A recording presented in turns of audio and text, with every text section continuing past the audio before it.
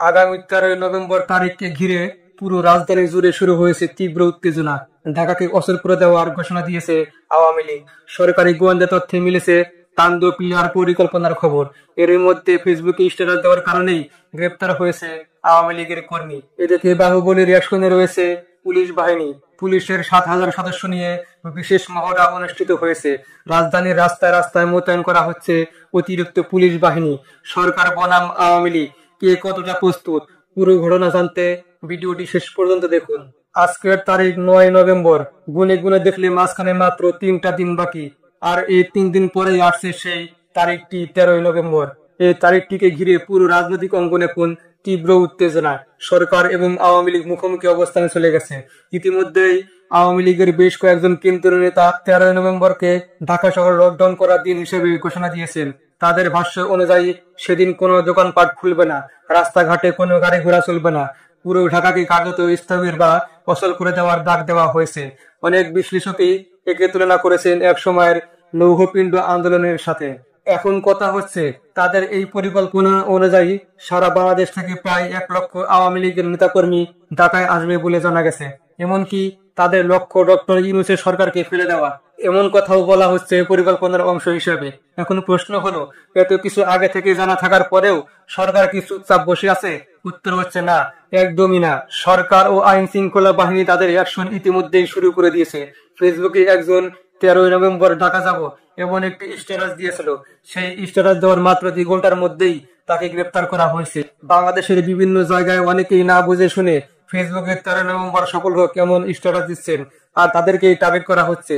সরকার এবং গোয়েন্দা সংস্থাগুলো সোশ্যাল মিডিয়া অ্যাক্টিভিটি কড়া নজরে পর্যবেক্ষণ করছে, এবং যারা এই ধরনের পোস্ট বা স্ট্যাটাস দিচ্ছেন তাদের বিরুদ্ধে ইমিডিয়েটলি আইনি পদক্ষেপ নেওয়া হচ্ছে। আর এর পাশাপাশি 13 নভেম্বরের দিন যে কোনো ধরনের সহিংসতা, যে কোনো অস্থিতিশীল পরিস্থিতি মোকাবেলা করার জন্য পুলিশ তাদের প্রস্তুতি ইতিমধ্যে শেষ করেছে।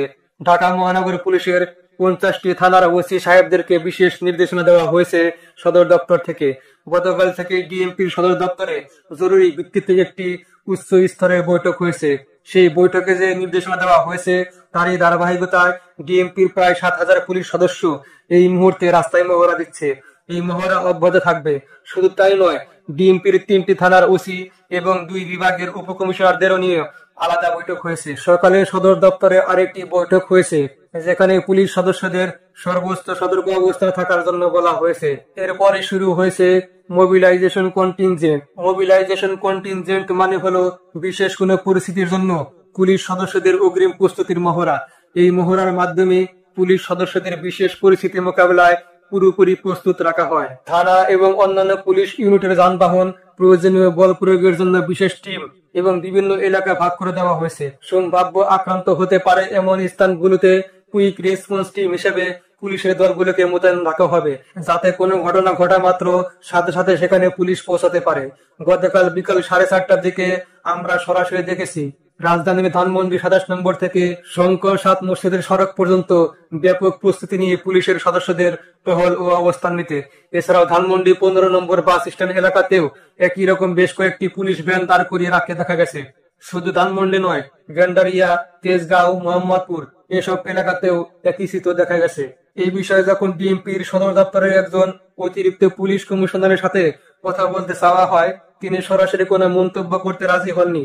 তবে পাবলিক রিলেশনস বিভাগ থেকে নিশ্চিত করা হয়েছে যে 13 নভেম্বরকে নিয়ে সরকার পুরোপুরি সতর্ক অবস্থানে আছে। সব ধরনের প্রস্তুতি সম্পন্ন হয়েছে। যে কোনো মূল্যে আওয়ামী লীগের এই মিছিল ও লকডাউনের ডাককে মোকাবেলা করতে পুলিশ পুরোপুরি প্রস্তুত রয়েছে। এমনকি সাধারণ জনগণের প্রতি আহ্বান জানানো হয়েছে যেন অপ্রয়োজনে কেউ 13 নভেম্বরে রাস্তাঘাটে বের না হয়। কেউ যদি ঢাকা শহরকে উত্তপ্ত বা অস্থিতিশীল করার চেষ্টা করে, তাহলে তার বিরুদ্ধে কঠোর আইনি ব্যবস্থা নেওয়া হবে। তবে আমার ব্যক্তিগত ধারণা, দিন শেষে 2-1টা ছোটখাটো ঘটনা বা সংঘর্ষ ছাড়া তেমন কিছুই ঘটবে না।